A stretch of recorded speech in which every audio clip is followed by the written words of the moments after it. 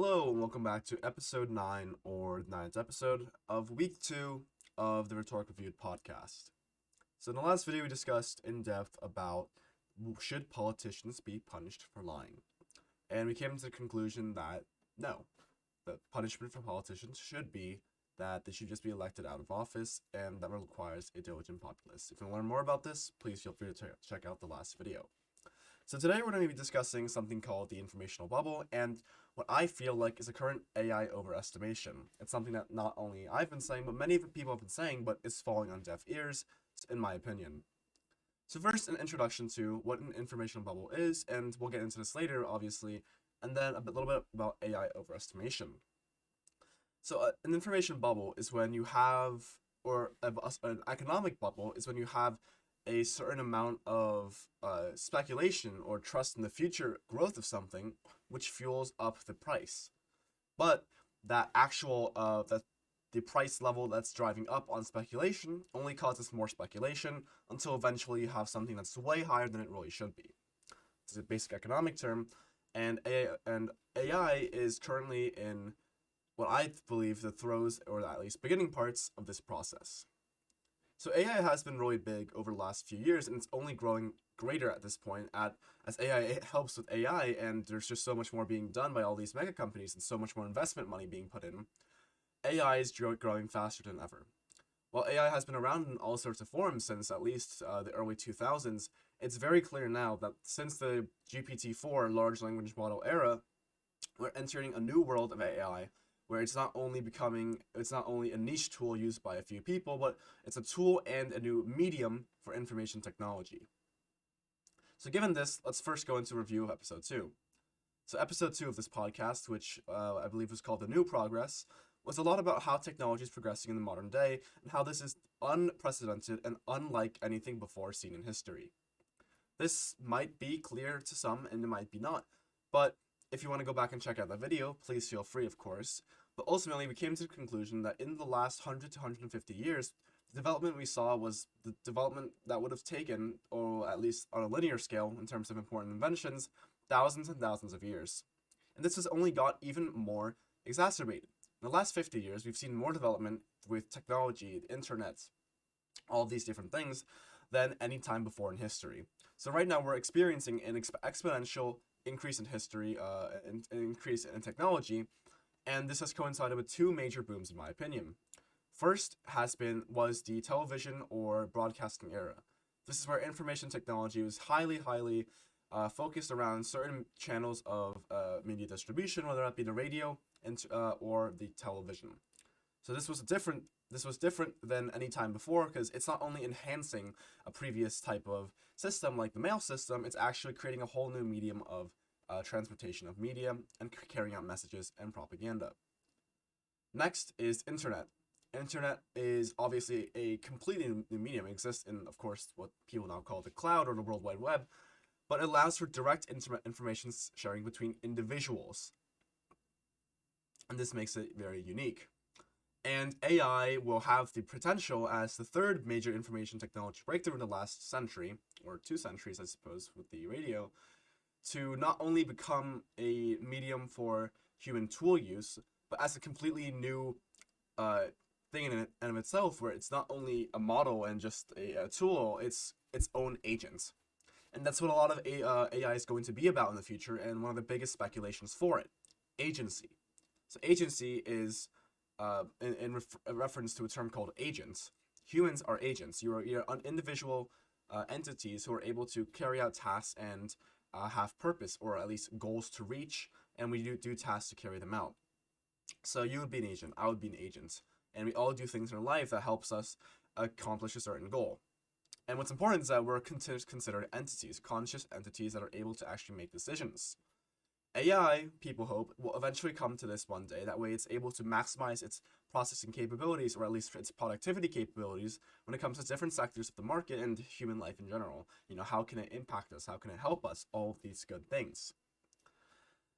And this is something that a lot of analysts think will happen very soon, within the next 10 years. There's a few different terms you could call this: artificial general intelligence, or AGI, pure agency, singularity. These are different terms that ultimately refer to when AI becomes something more than just a tool. And we're already going that way. AI has been improving on its tool capabilities faster than ever. Just recently, you found there was a new model from OpenAI that allowed you to convert pretty accurately real images into a cartoon form or such based on any certain reference image. For example, you could do something in the style of Rick and Morty, normal regular show, American Dad, or Family, whatever. You have all these things coming up, and it's only clear that development's going to continue into more mind-boggling progressions. So that's a bit of background on the current AI sphere, and I urge you to look into it yourself, of course, if you're interested. So now let's get into what information bubbles is. So we've already discussed what we call the economic bubble, or a bubble in the market, right? This could be stock market. This can be real estate. All these different things where you overestimate the value of something, right? That's called speculation. So an information bubble is something similar, but not really the same, where information is not purposely withheld, but information currently in the modern state outpaces regulation and better regulation. And this has been a trend for a long time. But information bubbles ultimately comes down to the fact the rate tech is progressing is faster than any regulation can keep up with it. So regulation in the government, at least in America, is very slow because we have a democratic system where if two sides disagree enough on nothing's going to get done. It's one of the weaknesses in our system that allows us to be less responsive to the modern times. Of course, it does protect us from tyranny, so that's a trade-off you need to make. But historically, as we said in episode 2, technological developments have always been slower. They've been slow but noticeable over time. At very few instances in pre-modern history or pre-industrial history can you find instances of many, many different inventions being done at once, at least ones that affect everyone's daily life. The only thing I can actually think of that would come comparable to today would be perhaps the outgrowth during the Renaissance of intellectual thought. So not exactly inventions, but thought and even math with Newtonian physics and calculus, right? These things were spontaneous and highly impactful, but they came every once in a while. Yet today, every day, we hear of something new that's being invented, or every year we're guaranteed one major invention that has the potential to change millions and billions of lives in the future. So based on this, you're going to find that media is closer to tech than regulation. It's always faster because media is its lifeblood is its responsivity, how responsive it is to dynamic situations, right? You always have, if Channel 4 wants to get there first, or maybe Channel 3 does, maybe ESP, whatever it is, it's about speed. So the media is more likely to repeat and show stories quicker and what's more appealing to the public. And the problem with informational bubbles is that the bubble is within the people involved with making a certain product or service. And this is because certain products and services are extremely, extremely, extremely niche and or difficult to get into. This included the internet back in the 1990s when the World Wide Web was almost, internet was generally seen as something for nerds. Obviously now it's widespread, but in that time there was a huge bubble of information where only people who were into the topic or had a genuine stake in it were the ones talking about it. So for example, if I was an AI developer now, I have stake in my company or the company I'm working at, or AI success in general, because that's what my livelihood depends upon. I can't turn to political science if I'm an AI major right now. I need to make sure AI succeeds. And AI is difficult. I've taken a course last year about only the basics, and even that was extremely, extremely difficult, and has nothing to do with the current way AI is being done right now. So when even the basics can be so difficult, and a 10-week course can't even barely give respect to the very basics of the topic, how can you expect the general public to know? And the thing is, you can't. So when people who are involved in AI companies and have stake in AI being successful talk about AI, they have an obvious conflict of interest when they discuss the potential negative impacts. Of course, CEOs like Sam Altman of OpenAI have expressed that AI might end the world, but still, that quote was followed up with the fact that we'll have great companies in the meantime, right? This is a dangerous idea. I can't seem to find it for some reason because I repeated the sources, and that's not fun. There we go. So, current analysts from this model show that we're going to be spending a lot more money, at least for cybersecurity alone, by, you can just see the graph yourself. It's, if you can't see and you're listening, it's by a matter of about 8 times, 9 times. So 900% potential increase by 2030 in AI spending, at least out of 2022. So this is significant because this shows that AI is projected to grow a lot. But when the media attention and so let's go back a step. So what decides bubbles and markets from turning into bubbles? It's media attention and what people perceive to be the truth. People believe something will keep increasing because that's all they see. Same thing with AI. Because the only things we actually hear from people, because everyone reputable in AI has an interest in it being successful, so they're not going to speak out against it in the same way they could if they weren't.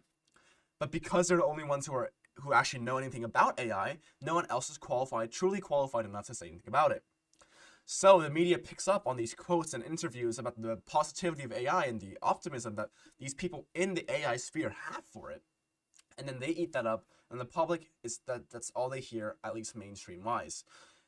This is simply true when you look at the way people have optimism for the development of AI, despite there being not really any true way to approach this. So an interesting question I had relating informational bubbles and should regulation actually catch up to technology is the liberal versus conservative idea.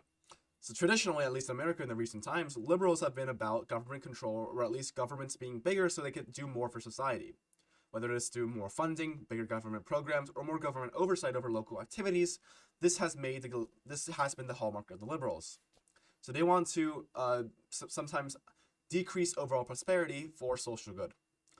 On the other hand, you have the conservatives, who have been more characterized by not smaller government, but less government control over daily lives, and more about government power when it comes to non-interfering reasons. I don't really believe the conservatives anymore are actually interested in cutting down government in meaningful ways. However, the issue is that the difference is that conservatives will often sacrifice social justice for stability. And neither of these are good or bad. They both have their strengths. For example, what good is social justice, or what good is social justice if you have no stability, if the country's gone? At the same time, what good is prosperity if it can't be divided at least with a semblance of fairness amongst everybody? These are both important issues, and this kind of teeters on either side.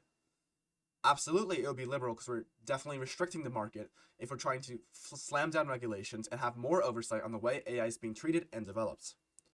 On the other hand, it's also conservative because we're trying to decrease the possible good of AI in the interest of protecting society from its potential negative effects. So whether this falls into each camp isn't really an issue. It's more of the issue of whether or not AI, technologically, it's good, or sociologically. So now let's get into the economic impact of an AI bubble. So again, this is about speculation, right? Speculating that things are going to be good in the future and that AI will have an economic impact. But this hasn't really been clear so far. It's only been a few years, of course, but only, I believe there's a quote from someone who worked at Anthropic, which is a big company right now for AI, which is that the only companies which are profitable due to AI are companies who make AI. AI itself isn't a product that can be mass manipulated by every single industry and every single market in a way that they're actually producing AI. AI creation and adoption is mostly up to the companies involved in the creation of training of these models. So it's actually not clear on how much AI will actually contribute to each economy or industry. For example, in Amazon, they have storage facilities where AI has already, or not AI, but certain computers have already been used for automating retrieval and inventory and storage. And it's not clear how much more AI will help this with. How much more lively will this create? Will this create just more shareholder profit, and will decrease employment, or will it find some other ways to increase employment as well?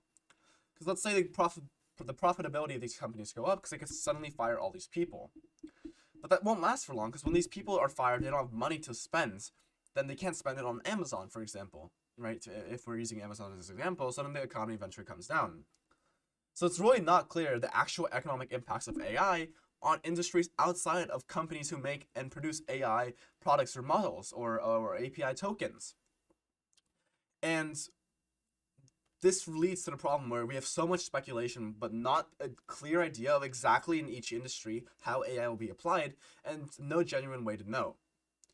In addition, we explained earlier the concept of AI agents, right? AI that can think and act for itself. Well, we say think, but at least act for itself to achieve a certain purpose.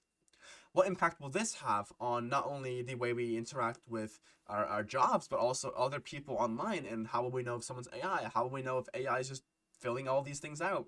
Will AI apply for jobs? These are questions that are yet to be unanswered because it's too hard to discuss and might have we might start having extra chips in the AI sphere. And again, the people involved in AI who know so much about it already have so much invested in AI that they have no choice but to support it, and the media is always going to be a step ahead of the regulatory agencies like the government, and therefore the public will be more conducive to a speculation on AI being good, because all you hear is from the CEOs and these developers that AI has the potential for unlimited greatness. So the economic impact is going to be pretty clear. So the first thing I want to discuss is an example of where unrestricted development led to actually, no, before we get to that, we'll discuss this first. So as we said earlier, AI is developing really fast right now. It's going through multiple hurdles, and it's doing this, doing that. We're getting new breakthroughs every single day, every single week, every single minute. Yet the problem is that when we're trying to reach that last step of trying to get to artificial general intelligence or singularity or whatever we're trying to accomplish, that's significantly out of the out of the field. It's not just a tool for productivity. AI is acting as its own agent. We might find that it's really hard to get to that last step. And this is because progress isn't linear. We've discussed this multiple times throughout this channel. I urge you to, of course, look at episode 2. The progress isn't linear, especially for technology. It's often sporadic, and there's long periods of plateau. And this is something that we see in absolute zero. So absolute zero is the absolute zero. It's the coldest temperature possible, and that's when particles do not move within an object. Notably, it's impossible to reach physically. It's negative 273.15 Celsius, and I don't know what the Fahrenheit equivalent is, of course. But the problem is that we can't achieve the perfect conditions for this to be possible, nor is it possible. And this is because we've gotten really close. We're within, we've had multiple times where we're within fractions of a degree necessary to actually hold this, to achieve this.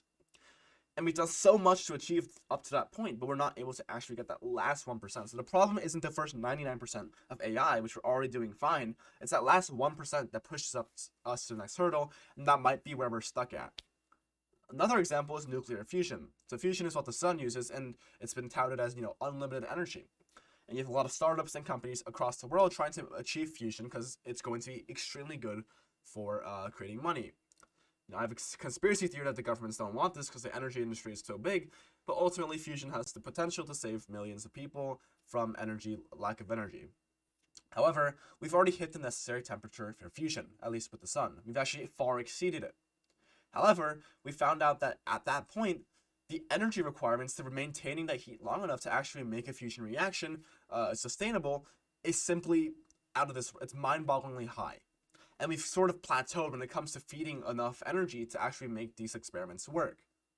So it's a similar issue. We're able to achieve that first 99%, but I fear that with AI, we're going to find a plateau moment or a roadblock where we're going to suddenly realize that, wait, AI isn't all that it seems to be. And what happens when speculation falls is that once you realize that what you're spending money on and what you're investing is speculation, everyone sells because they think that they're going to make losses, and that's how the stock market crashed in the 1920s. So we all thought the stock market was going to go on forever in the 1920s. It's going to keep going up. But when it started to not do so well, we all suddenly sold off, and that just made it even worse in a depressive cycle. So that's definitely a possible economic impact of an AI information bubble, which is only possible because it's so positive. Right, an information bubbles can rarely exist anymore after we've learned our lesson many times, like the .com boom, as we'll get into. But there's no guarantee that this isn't going to happen, and it's not demand side. This is information side bubble. So next, to get into restrictions on development. So unrestricted development means that the government isn't able to keep up with the rate of technology growing because government is slow. And this means that there's little regulation, which means that you're not going to be able to tell how much people are investing and how much extra shareholder value that you're creating without actual gains. Similar thing happened in the late 90s to early 2000s in the dot-com boom. This is when the internet first began becoming big and websites were popping up everywhere and created a huge speculation bubble. People who just began throwing money at websites and internet products without fully understanding their gains, and often there were no gains. These places were not making any money. But because it's internet, because it's AI, people are automatically excited.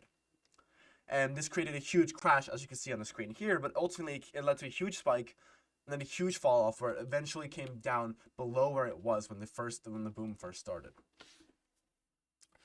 So there's and across this, even not even economically, but there's multiple times where just undeveloped technology does not result in good results, and it's actually unregulated or irresponsibly regulated. You might even argue that social media's effect on people's minds and psychology is an example of where the government wasn't really regulating what algorithms could do, how you could train an algorithm, and now you have hate and depressive content proliferating all across the internet. You might even go back to Chernobyl, where the Russian government, was a famous, or the USSR government famously mismanaged Chernobyl. Staffing wasn't good, clearance wasn't good. They tried to cover it up after it happened, and you had the greatest nuclear meltdown in in world history. So ultimately, what this comes down to is the fact that AI is overhyped, and it's overhyped only because the people involved, because AI is so complex. Anyone who knows anything about AI already has a stake in it. And and at this point, there's no reason not to invest because there's so much positivity. But I fear that once you invest and once this continues, and if at all there is a roadblock or a plateau, the bubble is going to be exposed and there's going to be an economic crash or impact. So ultimately, the takeaway from this is that to be cautious with AI, and that the people who know anything about it should step up and speak truly about ignore the money to be made. Well, who cares about money if there's a huge economic crisis or the world ends because of AI or something, right? You have a responsibility as someone who knows AI to speak up against it and not be so positive about its potential. Because we all know that nothing's perfect and nothing is purely linear in history. So if you have any questions, thoughts, comments, criticisms, concerns about anything I said here in this video, please feel free to comment down below. We've had great conversations over the last few weeks in the comment section, and I'd be excited to hear what you think. And thank you for watching episode 9. We're almost at 10. Can't believe it. So, Rhetoric Reviewed.